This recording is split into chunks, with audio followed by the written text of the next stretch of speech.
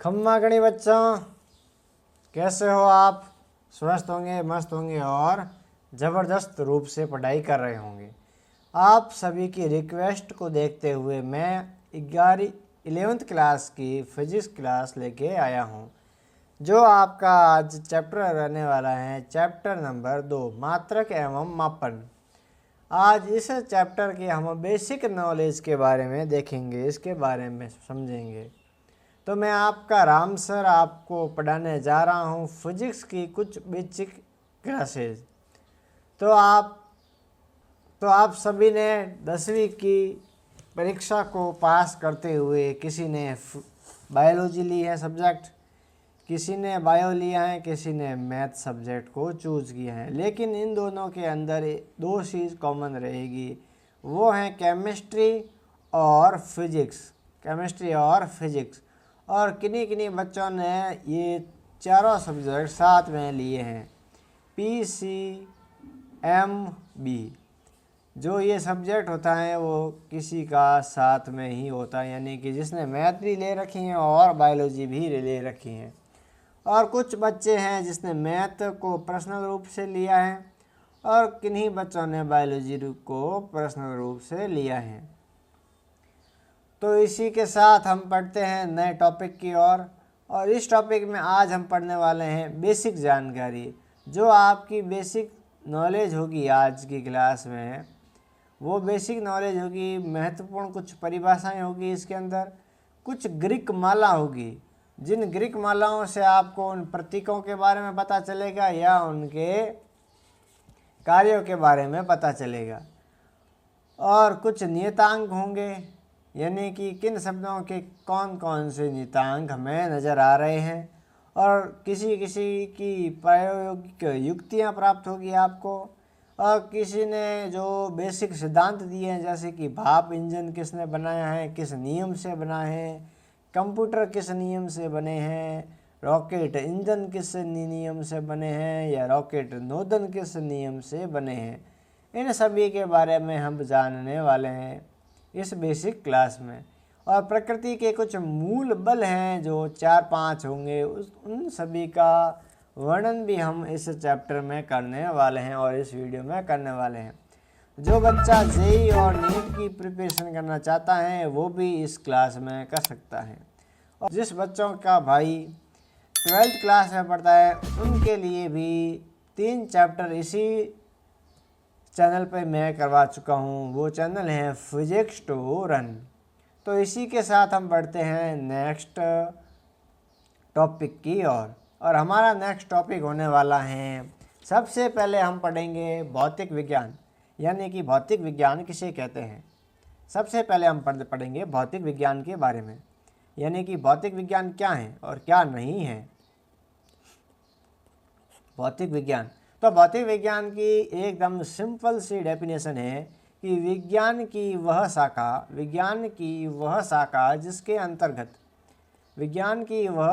जिनके अंतर्गत किसका अध्ययन किया जाता है, अनेक घटनाओं का अध्ययन किया जाता है, अनेकों घटनाओं का अध्ययन किया जाता है, उसको हम क्या कहेंगे, भौतिक विज्ञान। क्या बोलेंगे, भौतिक विज्ञान। यदि आपको कोई भी सिंपल सी डेफिनेशन पूछ ले कि फिजिक्स किसे कहते हैं या फिजिक्स की डेफिनेशन क्या है, तब आप ये डेफिनेशन लिखोगे कि विज्ञान की वह शाखा जिसके अंतर्गत विभिन्न घटनाओं का अध्ययन किया जाता है, उनको क्या कहेंगे, भौतिक विज्ञान। क्या कहेंगे, भौतिक विज्ञान। और ये जो भौतिक विज्ञान है वो कितने प्रकार की होती हैं, और ये मुख्यतः सडनली रूप से 2 प्रकार की होती हैं, जिसका नाम है, एक का सिरसम्मत भौतिकी, क्या है, सिरसम्मत भौतिकी, और दूसरे का नाम है दोस्तों, एक का नाम हो गया सिरसम्मत भौतिकी और दूसरे का नाम हो जाएगा आधुनिक भौतिकी। और इन दोनों में डिफरेंस क्या है, ये इसमें है यांत्रिकी में है, ये सिरसम्मत भौतिकी में है, इसमें यांत्रिकी और उष्मागतिकी और प्रकाशिकी, जो प्रकाश के नियम हैं, जो प्रकाश की किरणें आती जाती हैं, वो सभी किसके अध्ययन में आएगी, सिरसम्मत भौतिकी के अंडर में आएगी। और जो आधुनिक भौतिकी हैं, जो आधुनिक रूप से कार्य करती हैं, वो परमाणु हैं, जिसको हम परमाणु भौतिकी भी बोलते हैं आज की दुनिया में, और नाभिकीय भौतिकी भी बोलते हैं आज की दुनिया में, नाभिकीय भौतिकी, और एक बोलते हैं क्वांटम भौतिकी, जिसको आपने नाम सुना होगा क्वांटम, या आप आगे जाके नाम सुनोगे। आपने कहाँ से सुना होगा? अभी आप 10th क्लास जस्ट सडनली रूप से आपने छोड़ के पास आउट करके आप 11th क्लास में आए हो, ठीक है। तो आपको अच्छी तरीके से पढ़ाई करना और हमारी रूप से आपको अच्छी तरीके से पढ़ाई करवाना हमारा मोस्ट इम्पोर्टेंटली महत्वपूर्ण कार्य होगा आपके लिए, ठीक है बच्चों। तो इन सभी की परिभाषाओं को मैं टाइप राइटर से लिखवा के लाया हूँ, तो आप इसको देख सकते हो। आगे बढ़ते हैं। यानी कि भौतिक विज्ञान किसे कहते हैं, जो मैंने लिख के या लिखवा के लाया हूँ। भौतिक विज्ञान यानी कि विज्ञान की वह शाखा जिसके अंतर्गत घटनाओं का अध्ययन किया जाता है। क्या किया जाता है? अध्ययन। उसे कहेंगे भौतिक विज्ञान। क्या बोलेंगे? भौतिक विज्ञान। और भौतिक विज्ञान के प्रकार अभी मैंने आपको बताए, एक होगा सिर सम्मत भौतिकी और दूसरा होगा आधुनिक भौतिकी। क्या होगा? सिर सम्मत भौतिकी और आधुनिक भौतिकी। और सिर सम्मत भौतिकी का क्या डेफिनेशन होगा और इसमें कौन कौन से आएंगे मैंने अभी आपको बताया, यांत्रिकी, ऊष्मागतिकी और प्रकाशिकी। और भौतिक सिर सम्मत भौतिकी किसे कहते हैं? यानी कि विज्ञान की वह शाखा जिसके अंतर्गत प्राचीन तथा स्थूल घटनाओं का अध्ययन किया जाता है। स्थूल घटनाओं का अध्ययन यानी कि जो वैश्विक रूप से चलती आ रही घटनाएं हैं प्राचीन समय की, उन घटनाओं का अध्ययन क्या कहलाएगा? सिर सम्मत भौतिकी। यानी कि फिजिक्स का निर्माण आज नहीं हुआ है। फिजिक्स का निर्माण जब तक दुनिया बनी है और जब से दुनिया शुरू हुई है तब से फिजिक्स के रूल्स तो लागू हुए हैं, लेकिन उनकी खोज अभी अभी प्राचीन समय को छोड़ के अभी अभी धीरे धीरे डेवलपमेंट हुई है। यानी कि फिजिक्स के नियम तो पहले से ही लागू थे, लेकिन उन नियमों की जानकारी देना, उन नियमों को जानना तो अनेकों वैज्ञानिकों ने बताया है और उनको समझाया है, जिससे आप ये फिजिक्स को पढ़ पा रहे हो। तो सिर सम्मत भौतिकी की डेफिनेशन आपको अच्छी तरीके से समझ में आ गई होगी। मैं आगे बढ़ता हूँ आधुनिक भौतिकी की ओर। आधुनिक भौतिकी में मैं अभी आपको बताया है परमाणु भौतिकी, नाभिकीय भौतिकी, क्वांटम भौतिकी। क्या? क्वांटम भौतिकी। यानी कि भौतिक विज्ञान की वह शाखा जिसके अंतर्गत आधुनिक तथा सूक्ष्म घटनाओं का अध्ययन किया जाता है, उसे क्या कहेंगे? आधुनिक भौतिकी। यानी कि जो आज के समय में चलने वाली, जो आज के समय में जो खोज हो रही हैं, जो अभी 1800 ईस्वी से लेके और अब तक खोज होती आ रही हैं, वो सभी किसके अंतर्गत आएगी? आधुनिक भौतिकी आएगी। यानी परमाणु की खोज कब हुई? अभी हुई है आधुनिक भौतिकी में। नाभिकीय भौतिकी की भी खोज भी आधुनिक समय में हुई है और क्वांटम भौतिकी की भी खोज आधुनिक भौतिकी में ही हुई है। क्योंकि प्राचीन समय में आपको पता होगा लाइटें नहीं थी, यानी कि बिजली का निर्माण नहीं हुआ था, और बसें चल रही नहीं थी, और नहीं उस समय रेल चल रही थी या वायुयान चल रहा था। ये सब किसके अंदर आएंगे? ये सब आधुनिक भौतिकी के अंदर ही माने जाएंगे, ठीक है। तो ये बात आपको समझ में आ गई होगी कि सिर सम्मत भौतिकी और आधुनिक भौतिकी किसे कहते हैं। तो मैं आपको समझाते हुए आगे कुछ इनके प्रतीक हैं, इनके संकेत हैं, किन किन को क्या क्या बोला जाता है, वो मैं कुछ लिख के भी लाया हूँ और किताब की चार्ट से उसका पेज कट आउट करके भी टाइपराइटर से लिखवा के लाया हूँ। यानी कि ये आपने कुछ सुने होंगे जो आपने 10th क्लास में देखे होंगे मैथमेटिक्स में। किसमें? मैथ की क्लास में आपने कुछ चिन्हों का नोटिस किया होगा। यानी कि आपने अल्फ़ा का चिन्ह आपने देखा होगा 10th क्लास में, बीटा का चिन्ह भी 10th क्लास में देखा होगा, और डेल्टा का चिन्ह भी आपने 10th क्लास में देखा होगा, और थीटा का चिन्ह भी आपने 10th क्लास में देखा होगा। एक चैप्टर है आपका मैथ का, त्रिभुज का, उसमें थीटा के चिन्ह उसके अंदर आए हुए हैं। लैम्बडा का चिन्ह भी आपने देखा होगा 10th क्लास में, और म्यू का चिन्ह भी आपने 10th क्लास में देखा होगा, और सिग्मा का चिन्ह भी आपने 10th क्लास में देखा होगा। इसी प्रकार फाई का चिन्ह भी आपने देखा होगा। तो ये चिन्ह के नाम और रूप आपको पहले से ही पता होंगे, लेकिन जो नए चिन्ह जुड़े हैं उनका भी जानकारी लेना अति आवश्यक हो गया है। यानी कि गामा चिन्ह को किस प्रकार के संकेत रूप से लिखा जाता है, और डेल को किस प्रकार के संकेत रूप से लिखा जाता है, एप्सिलॉन नॉट को या एप्सिलॉन को किस प्रकार रूप से लिखा जाता है, और ईटा को किस प्रकार से लिखा जाता है। या मैं ये चिन्ह बना दूं और आपको पूछ लूँ बच्चों इस चिन्ह का क्या नाम है, तब आप लिखोगे सर इस चिन्ह का नाम है ईटा। क्या नाम है इस चिन्ह का? ईटा। और आपको ये पूछ लूँ कि न्यू किसे कहते हैं, तब आप ये बताओगे कि सर जी न्यू तो इसे कहते हैं। और रो का पूछ ले आपको तो रो आप ऐसे बनाओगे, और टो का पूछ ले तो टी को ऐसे करके इसको उल्टा घुमा दो, और ये नीचे से मोड़ दो, यानी कि जे को उल्टा मोड़ दो। और काई कैसे बनाते हैं, एक सीधी लाइन खींचो और ऐसे खींच लो, ये हो गया हमारा काई। और साईं किसे कहते हैं, ये लेके एक त्रिशूल का चिन्ह बना लो, ये हो गया हमारा साईं। साईं बाबा से हो गया साईं। ओमेगा हो गया ओमेगा, डब्ल्यू को हम मानेंगे ओमेगा। तो ये बात किस किस को समझ में आ गई। यदि समझ में नहीं आई है और चिन्ह देखने के लिए मैं आपके लिए किताब से कुछ पन्ने काट के लाया हूँ, आप देख सकते हो, ये रहे। किसको न्यू बोलते हैं, किसको फाई बोलते हैं, किसको डेल्टा बोलते हैं, किसको एप्सिलॉन बोलते हैं, किसको जीटा बोलते हैं, किसको कप्या बोलते हैं, किसको लैम्बडा बोलते हैं, ये सभी की जानकारी इस चैप्टर में आपको मिलती जाएगी।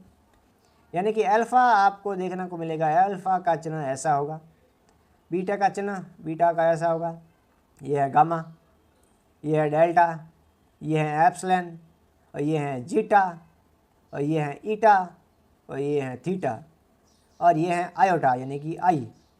क्या है आई, ये है कप्पा, इसको एक से दर्शाता है, ये बोलते हैं लैम्बडा, इसको बोलते हैं म्यू, और इसको बोलते हैं न्यू, और इसको बोलते हैं जाई। इसका चिन्ह कैसा होगा, इसका चिन्ह ऐसा करके ऐसा होगा, जाई। इसका इन चिन्हों का उपयोग लगभग कम होता है, इन चिन्हों का उपयोग लगभग फर्स्ट ईयर की क्लास में होता है जो बीएससी की चलती हैं। इसको बोलते हैं ओमिक्रॉन, इसको बोलते हैं पाई। इसका निर्माण आपने 10th क्लास में भी देखा होगा। पाई पाई तो बहुत 9th क्लास से ही शुरू हो गया था, 8-9 से। इसको बोलते हैं रहो यानी कि रो, रहो यानी रो। इसको बोलते हैं सिग्मा, क्या बोलते हैं सिग्मा, एक ये भी चिन्ह है सिग्मा का, और ये भी चिन्ह है, ये भी इनके ये प्रतिलिपि है, ये चेंज हुए हैं बाद में जाके। इसको बोलते हैं एप्सिलॉन, इसको बोलते हैं फाई, और इसको बोलते हैं काई, और इसको बोलते हैं साइन, और इसको बोलते हैं ओमेगा। क्या बोलते हैं इसको, ओमेगा। और इस चिन्ह का नाम भी ओमेगा है। ये है प्रतीक, आपको पता होगा ओम का, क्या होगा ओम, ओम का प्रतीक किसको पता है, तो यही होगा ओम से ओमेगा। ये क्या है, ओमेगा जाके इसका नाम पड़ा। तो इसी के साथ कुछ और चिन्ह और कुछ हैं जिनके सामान्य एसआई पूर्व लगन और अपवर्तियों और अपवर्ताओं के भी प्रतीक हम जानकारी लेंगे। ठीक है, आपको मैं आपको थोड़ी आगे ठीक है, तो आगे बढ़ते हैं और आगे देखते हैं। ये हैं कुछ सामान्य एसआई पूर्व लगन अपवर्तियों और अपवर्तकों के प्रतीक हैं, कुछ हैं एसआई।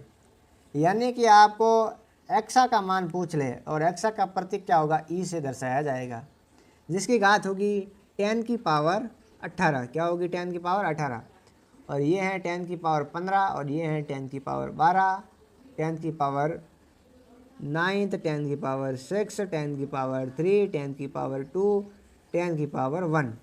ये सभी इनके प्रतीक हैं और इनके गुणक हैं। क्या हैं ये इनके सभी के प्रतीक हैं और ये इन सभी के गुणक मान हैं। ये आपको बेसिक रूप से याद करने होंगे। यदि आप ये इसने याद करते हो तो आपको इस सभी के जो मैथमेटिक्स कैलकुलेशन होगी जो आसानी रूप से आप कर पाओगे 12th क्लास और 10th क्लास की। और इसकी भी value same to same as it is, ये जो है और ये भी सेम है। और इनके पूर्व लगन है एटो, फैक्टो, पिको, नैनो, माइक्रो, मिली, सेंटी और डेसी, जिनको इनके प्रतीक ये हैं मुख्यतः। ठीक है, आपको समझ में आ गया होगा। इनके प्रतीक मुख्य रूप से ये हैं, जिसका नाम है पेटा, टेरा, गीगा, मेगा, किलो, हेप्टो, डेका। ठीक है, तो ये आपको क्या करने होंगे, याद करने होंगे। इनको इम्पोर्टेंट लगवा के आप याद करना शुरू कर दो, जो आपके किताब की परिशिष्ट A2 में मिल जाएगी, सबसे लास्ट वाले पेज पे किताब के। और कुछ महत्वपूर्ण नियतांक है जो आपको अभी याद करोगे 11th क्लास में, तो 12th क्लास में आपको प्रश्नों की हल करने की जानकारी और न्यूमेरिकलों में अंदर आने वाले प्रतीकों की मान आपको आसानी से याद होंगे और आपको इतना याद नहीं करना पड़ेगा। यदि आप 11th क्लास में इतनी तैयारी कर देते हो कि आपको 12th क्लास आपको बहुत कम पढ़नी पड़ेगी, इतनी कम पढ़नी पड़ेगी आपकी 12th क्लास में। यदि आप 10% भी पढ़ोगे तब भी आपको उसकी जानकारी अधिक होगी। कारण ये रहेगा कि इन सभी के मान आपको पता होंगे, तो इन सभी के आप न्यूमेरिकल कर पाओगे और डेरिवेशन भी आप आसानी से कर पाओगे। डेरिवेशन इस प्रकार कर पाओगे कि आपको प्रकाश में निर्वात की चाल की मान भी पता होगा। इसका मान कुछ किताबों में है 3 × 10⁸ मीटर प्रति सेकेंड। किन्हीं किताबों में ये भी है और किन्हीं किताबों में ये नहीं है। ठीक है, और ये है इलेक्ट्रॉन का आवेश, जिसको ई से दर्शाते हैं, 1.6 मल्टीप्लाई बाय 10 की पावर 19 कूलाम। ये है गुरुत्वीय नियतांक यानी कि जी से दर्शाते हैं 6.673 मल्टीप्लाई बाय 10 की power -11 Newton metre square kg-2 यानी कि ये आ जाएगा बटा में। ये जो न्यूटन मीटर स्क्वायर जो ये माइनस का साइन आपको दिख रहा है केजी का, उसका मतलब है कि ये बट्टा में है। क्या है? बट्टा में। यदि मैं इसको ऊपर ले जाऊं तो इसका हो जाएगा न्यूटन मीटर स्क्वायर प्रति kg-2। क्या हो जाएगा? -2। यानी कि ये जो बट्टा में था इसको मैंने गुणा में लाने के लिए इसकी घात को चेंज कर दिया -2 में। जो आपको मैं मैथ की क्लासे इस चैनल पे लेके आऊँगा तो आपको उसी क्लासेस में आपको मैं बताने की कोशिश करूँगा। और ये है प्लांक नियतांक, इसको बोलते हैं एच से दर्शाते हैं। किससे? एच से, जिसका मान है 6.626 मल्टीप्लाई बाय 10 की पावर -34 जूल इंटू सेकेंड।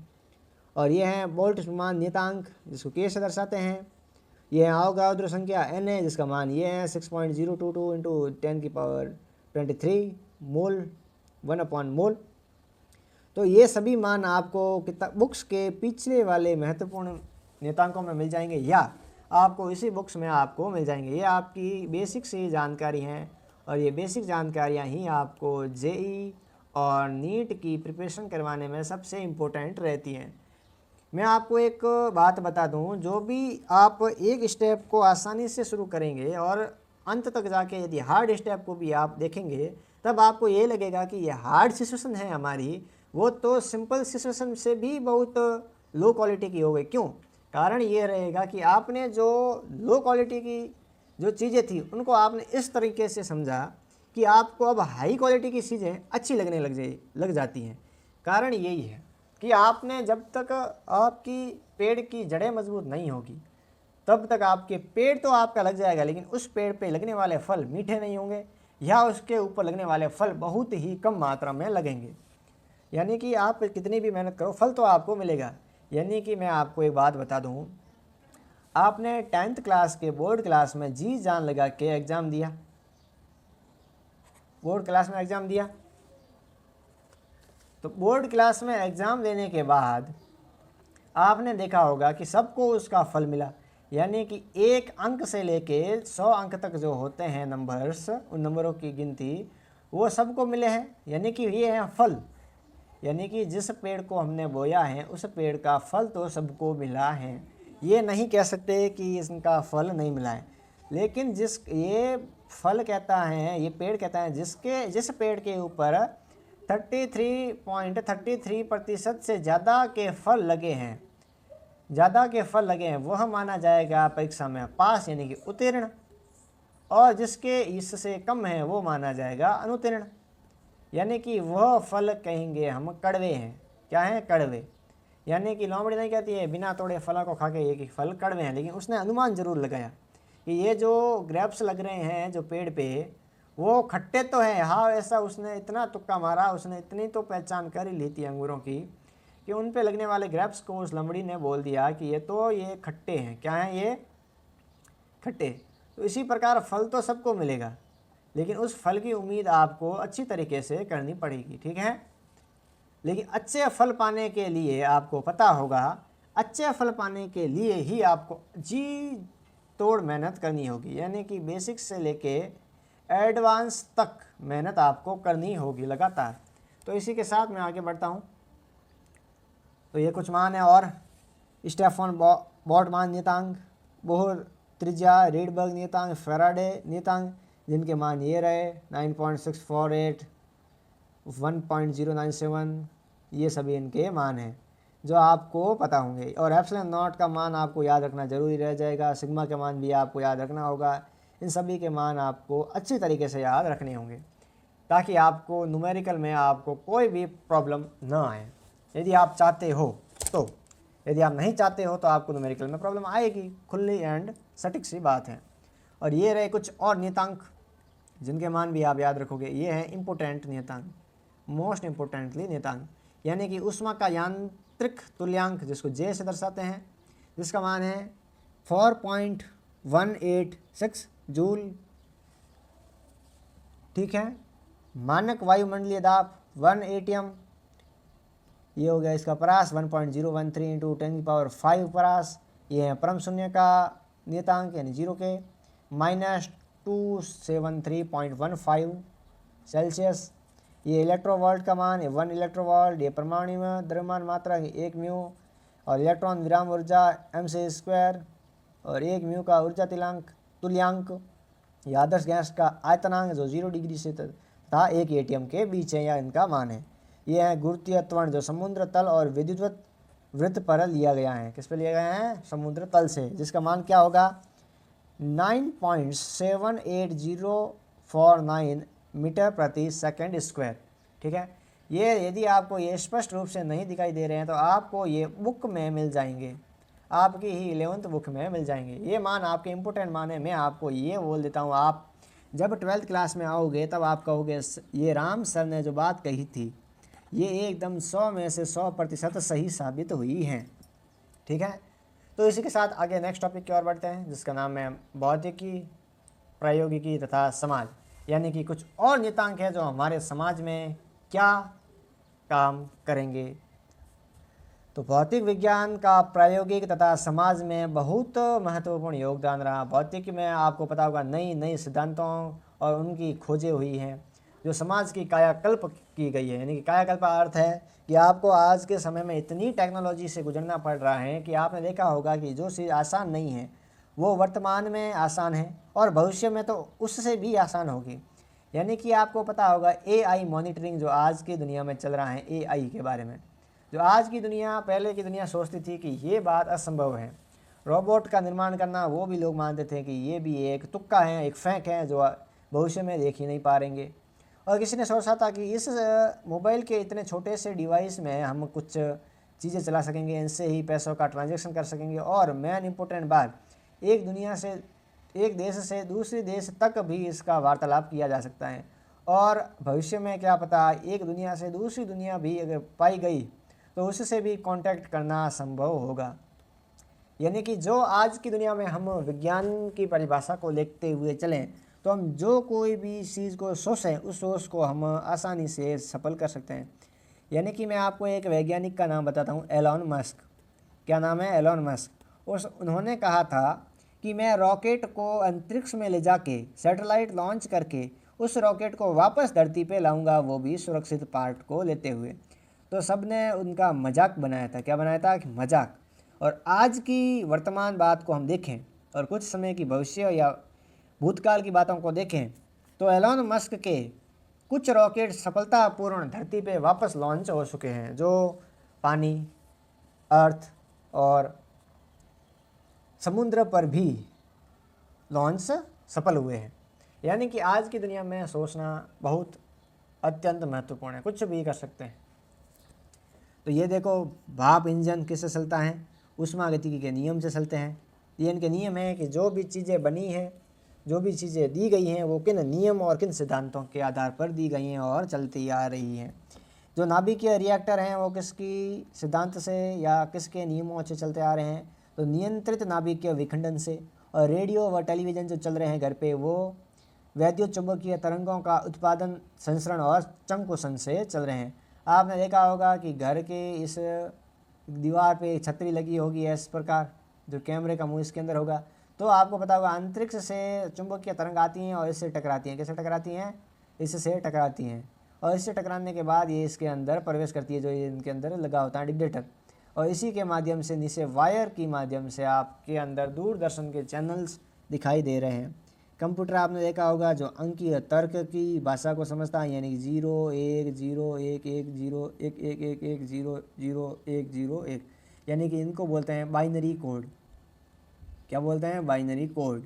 इस बाइनरी कोड के माध्यम से ही कंप्यूटर अपनी भाषा को समझ पाता है। और अति उच्च चुंबकीय क्षेत्रों का उत्पादन किससे हुआ है? अति चालकता से हुआ है। लेसर का निर्माण किससे हुआ है? विकिरणों के उद्दीपन उत्सर्जन द्वारा, प्रकाश प्रवर्धन द्वारा। और रॉकेट नोदन के नियम कौन से हैं? न्यूटन गति के नियम, जो न्यूटन भाई साहब ने दिए थे, जो ग्रेविटी को देखते हुए। वैद्युत जनित्र का नियम किसने दिए हैं? किसने दिए हैं सिद्धांत? तो फैराडे के वैद्युत चुंबकीय प्रेरण के सिद्धांत आपने देखे होंगे या आगे पढ़ेंगे। तो जल विद्युत शक्ति जो वायुयान आपने देखा होगा, आप ये इंपॉर्टेंट है, तरल गतिकी में बर्नौली का सिद्धांत है जो आपको 11th क्लास में ही पढ़ाया जाएगा नेक्स्ट चैप्टरों में। और आपने कण त्वरित्र देखा होगा जो वैद्युत चुंबकीय क्षेत्रों के आवेशित कणों की गति के कारण होगा। जो आपने सोनार देखा होगा जो पराश्रयी तरंगों का परावर्तन होता है, सोनार नहीं सुनने की क्षमता प्रकाश दृश्य देखे होंगे। अपवर्ती आवरण देखा होगा, इलेक्ट्रॉन सूक्ष्मदर्शी देखी होगी, प्रकाश वैद्युत सेल देखा होगा, संलयन परीक्षण रिएक्टर देखे होंगे। इन सभी के ये जो नियम हैं और सिद्धांत हैं। और आपने वैद्युत मीटर, वेब रेडियो टेलीस्कोप देखा होगा जो कॉस्मिक रेडियो किरणों का संकुचन है। क्या है? कॉस्मिक रेडियो विकिरणों का, कॉस्मिक रेडियो किरणों का संकुचन है। और आपने बोस आइंस्टाइन दाब भी देखा होगा जो लेसर पुंजों तथा चुंबकीय क्षेत्रों द्वारा परमाणुओं का प्रग्रहण तथा शीतलन आप नियम से ये लिया गया है। ठीक है। और कुछ मैं आपको नाम बता देता हूँ जिनके प्रमुख आविष्कार कौन कौन से हैं। ठीक है। तो आपने आर मिलिकन देखा होगा जो दिया है इलेक्ट्रॉन आवेश की माप का जानकारी। और अर्नेस्ट रदरफोर्ड नियम परमाणु का नाभिकीय निर्देश। नील्स बोर ने हाइड्रोजन परमाणु का क्वांटम निर्देश दिया है। Chandrasekhara Venkataraman, Louis Victor de Broglie, इन सभी के मान आपको मिल जाएंगे 11th क्लास की जो सबसे लास्ट वाला पेज है। उस लास्ट वाले पेज में आपको इन सभी के आविष्कार और आविष्कारकों के नाम और उनके द्वारा दिए गए नियम, ये सभी आपको 11th क्लास की फिजिक्स बुक की किताब में मिल जाएंगे। आप यहाँ पर आप इन सब की जानकारी देखना और पढ़ना चाहते हो तो ये भी देख लो। बहुत बेसिक रूप से इन सभी की जानकारी वहाँ पे दी होगी। यानी कि Satyendranath Bose, Wolfgang Pauli, Enrico Fermi, वेंगर Heisenberg, Paul Dirac, Edwin Hubble, James Chadwick, Ernest Orlando Lawrence, Hideki Yukawa, Homi Jehangir Bhabha, Lev Davidovich Landau, S Chandrasekhar, John Bardeen, CS Townes, Abdul Salam, इन सभी के जो योगदान दिए गए हैं सभी के बारे में ये आपको पता होंगे। और साइक्लोट्रॉन आप देख लेना, ये आपके 12th क्लास में आएगा बोर्ड एग्जाम में। ये है न्यूट्रॉन, ये है नाभिकीय बलों का सिद्धांत, ये है कॉस्मिक विकिरणों का सोनक्रम, और इन सभी के बारे में ये सभी जान लेना। ये आप देख लेना साइक्लोट्रॉन जो 12th क्लास के बोर्ड एग्जाम में अवश्य आएगा, देख लेना, आप लिख भी लेना। ठीक है। और इसी के साथ हम कुछ आगे की नए टॉपिक की ओर पढ़ते हैं और आगे बढ़ते हैं। अब हम आगे पढ़ने वाले हैं बल के बारे में। किसके बारे में? बल। बल क्या है? बल की परिभाषा क्या है? आपने लगभग 9th 8th क्लास से पढ़ा होगा कि वस्तु को खींचना या धक्का लगाना, वस्तु को खींचना या धक्का लगाना ही क्या कहलाएगा? आपका बल कहलाएगा। क्या कहलाएगा? बल। यानी कि ये कोई वस्तु है और इस वस्तु को आप पीछे से डोरी बांध के इसको आप खींच रहे हो। क्या कर रहे हो? खींच रहे हो आगे की ओर। क्या लगा रहे हो? यहाँ पर आप इस दिशा में खींच रहे हो, यानी ये हो गया खींचना। और ये कोई वस्तु यहाँ पर है और आप यहाँ पे खड़े हो। क्या हो? यहाँ पे खड़े। और इस वस्तु को आप क्या कर रहे हो? इस वस्तु को आप बेसिक रूप से धक्का लगा रहे हो। क्या लगा रहे हो? धक्का, यानी कि आगे की ओर ये सरका रहे हो और इसको भी आप यहाँ पे ला रहे हो। यानी कि दोनों की दिशाएं एक ही रूप से कार्य कर रही हैं। यानी कि वस्तु को खींचना, ये क्या है? वस्तु, और इसी वस्तु को खींचना या धक्का लगाना क्या कहलाएगा? बल। क्या कहलाएगा? बल। यानी कि इसमें आप अपना कार्य तो कर रहे हो। क्या कर रहे हो? अपना बल तो दे रहे हो। कार्य हो या ना हो उस पर डिफरेंट करता है कि वो चीज़ आपके वजन के अनुसार खींची जा सकती है या नहीं। फिर उसके मुताबिक आपको पता चलेगा कि आपने कितना कार्य किया है। शून्य या 1 से लेके अनंत तक आप कितना भी कार्य कर सकते हो। ठीक है। तो हम पढ़ते हैं बल के बारे में। तो प्रकृति के मूल बल ये हो जाएंगे, यानी बल की डेफिनेशन ये रही, वस्तु को खींचना या धक्का लगाना क्या कहलाएगा? बल। प्रकृति के मूल बल कौन कौन से हैं? वो बल हैं प्रकृति के निम्न: गुरुत्वाकर्षण बल, वैद्युत चुंबकीय बल, दुर्बल नाभिकीय बल और प्रबल बल। कौन सा है? प्रबल। नाभिकीय बल तो नहीं है लेकिन प्रबल बल जरूर हैं। ठीक है। इसी के साथ हम इसको पढ़ने वाले हैं। वापस हेडिंग लगाएंगे, गुरुत्वाकर्षण बल। आपको पता होगा कि आप किसी भी चीज़ को धरातल से आप यहाँ पे खड़े हो। कहाँ पे खड़े हो? यहाँ पर। और यहाँ से आपने किसी बॉल को फेंका है ऊपर की ओर, ये रही बॉल। ये यहाँ से बॉल यहाँ से चली गई हाथ से लेके। तो आपको ये पता होगा कि ये आपने ऐसे फेंकी हैं तो ये वापस धरातल पे तो आएगी। कारण किसके कारण? गुरुत्वाकर्षण के कारण। किसके कारण? गुरुत्वाकर्षण बल के कारण ये वस्तु वापस नीचे की ओर तो अवश्य आएगी। आएगी या नहीं आएगी? तो गुरुत्वाकर्षण बल क्या है? गुरुत्वाकर्षण है कि किन्हीं दो पिंडों के मध्य द्रव्यमान के कारण लगने वाला आकर्षण बल गुरुत्वाकर्षण बल कहलाता है। क्या कहलाता है? गुरुत्वाकर्षण बल। यानी कि किन्हीं दो पिंडों के मध्य लगने वाले आकर्षण बल को ही गुरुत्वाकर्षण बल कहते हैं। यानी कि पृथ्वी की जो लेयर हैं उनसे बाहर जाएं तो दो आकर्षण पिंड हो जाएंगे, एक तो हमारी अर्थ हो जाएगी, एक और बाहर आकाशगंगा हो जाएगी। इन दोनों के मध्य जो वस्तु होगी, उन दोनों वस्तु होगी तो इन दोनों पिंडों के मध्य जो बल लगेगा इस वस्तु के प्रति वो क्या कहलाएगा? गुरुत्वाकर्षण बल। क्या कहलाएगा? गुरुत्वाकर्षण बल। तो मैं आपको बता दूं कि गुरुत्वाकर्षण जो बल हैं, जो प्रकृति का सबसे दुर्बल बल है, इनको कोई भी तोड़ सकता है। जैसे कि आपको भी गुरुत्वाकर्षण बल तोड़ना है तो आप ऐसे कीजिए, धरातल पे खड़े हो तो धरातल पे एक बार जंप लगाइए। क्या कीजिए? जंप, कूदिए आप धरातल पे, यानी कि जंप कीजिए कोई भी चीज़ पे, ठीक है। छत से नहीं कूदना है आपको, धरातल यानी धरती से लेके एक जंप लगानी है, थोड़ी सी, लगभग 1 मीटर से भी कम, 1 मीटर से भी कम की आपको जंप लगा सकते हो। आपकी क्षमता और सामर्थ्य होना चाहिए। इसकी अपेक्षिक प्रबलता कितनी होगी? 10 की पावर -39 होगी। कितनी होगी? 10 की पावर -39 होगी। और इसकी बल की परास कितनी होगी? अनंत तक होगी। कितनी होगी? अनंत तक। गुरुत्वाकर्षण बल प्रकृति में स्थित सभी पिंडों के मध्य कार्य करता है। ये जो गुरुत्वाकर्षण बल है वह सभी पिंडों के मध्य कार्य करता है। इस बल की प्रकृति क्या है? इसमें स्थित सभी पिंडों के मध्य ये बल कार्य करेगा या करता है।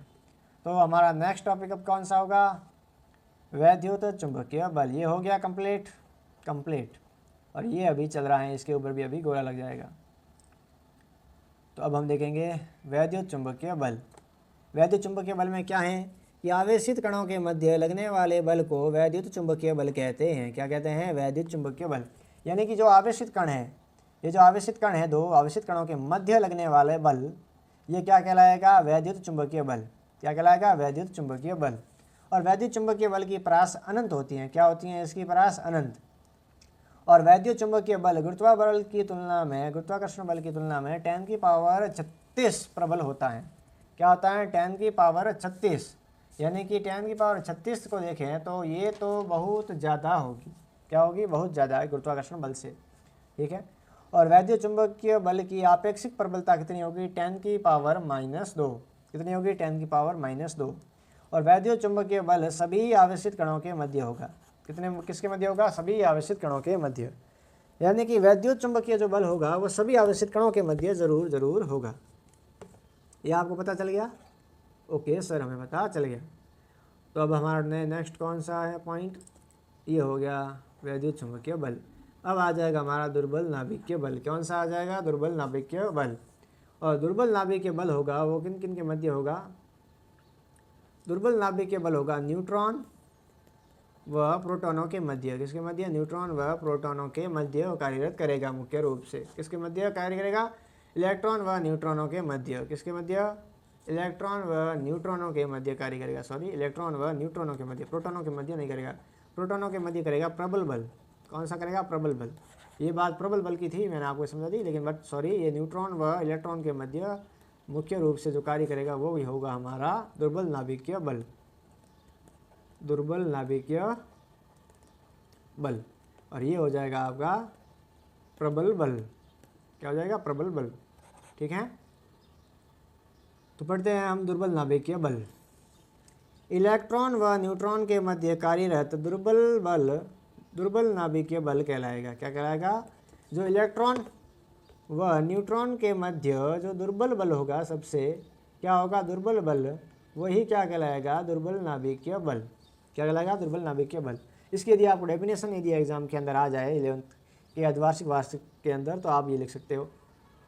और क्या पता जेईई और नीट में भी आ जाए कि दुर्बल नाभिकीय बल किन किन के मध्य कार्यरत करता है, तब आपको ऑप्शन दिया जाएगा इलेक्ट्रॉन व न्यूट्रॉनों के मध्य, प्रोटॉन व न्यूट्रॉनों के मध्य, या प्रोटॉन व इलेक्ट्रॉनों के मध्य, या इनमें से किसी के अंदर भी दुर्बल नाभिकीय बल नहीं है। तब आप लिखोगे इलेक्ट्रॉन व न्यूट्रॉनों के मध्य ही दुर्बल बल होता है, जो वह दुर्बल बल ही दुर्बल नाभिकीय बल कहलाता है। तो आपको पता होगा दुर्बल नाभिकीय बल गुरुत्वाकर्षण की तुलना में काफ़ी प्रबल होता है। क्या होता है? काफ़ी प्रबल। लेकिन वैद्युत चुंबकीय बल की तुलना में दुर्बल होता है। क्या होता है? ये गुरुत्वाकर्षण बल से तो ज़्यादा होगा, उससे भी तो प्रबल यानी कि ज़्यादा ही होगा, लेकिन जो वैद्युत चुंबकीय बल की तुलना में होगा वह वहाँ पर दुर्बल कहलाएगा, यानी कि कम मात्रा में होगा।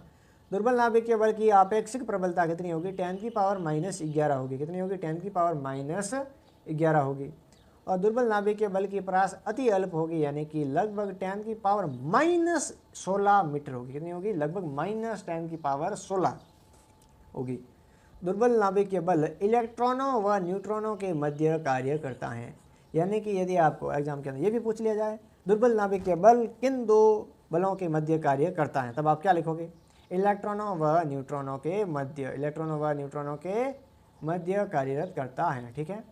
और अब हमारा लास्ट पॉइंट रहा है वो है प्रबल नाभिकीय बल। ये अब हम पढ़ेंगे और इसी चैप्टर को समाप्त करेंगे अच्छी तरीके से।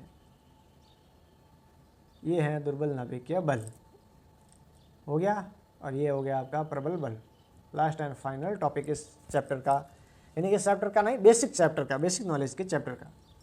प्रबल नाभिकीय बल नाभिक में उपस्थित प्रोटॉनों तथा न्यूट्रॉनों के मध्य कार्यरत प्रबल बल। कौन सा बल? ये एकदम प्रबल बल। वो था दुर्बल बल, ये है प्रबल बल। ये प्रबल बल क्या कहलाएगा? नाभिकीय बल कहलाएगा, प्रबल नाभिकीय बल। यानी कि ये हो गया प्रोटॉन, ये हो गया न्यूट्रॉन, इन दोनों के मध्य लगने वाले प्रबल बल को ही क्या कहेंगे? प्रबल नाभिकीय बल। यानी कि दो की परिभाषा तो आपको बहुत आसानी से याद हो जाएगी। एक तो है इलेक्ट्रॉन तथा न्यूट्रॉनों के मध्य लगने वाला दुर्बल बल, दुर्बल नाभिकीय बल कहलाएगा, और एक का हो जाएगा नाभिक में उपस्थित प्रोटॉनों तथा न्यूट्रॉनों के मध्य कार्यरत प्रबल बल ही प्रबल नाभिकीय बल कहलाएगा। ठीक है। इसी के साथ इसके पॉइंट्स पढ़ देता हूँ और समाप्त कर देता हूँ। प्रबल नाभिकीय बल प्रकृति में सबसे प्रबल बल होता है।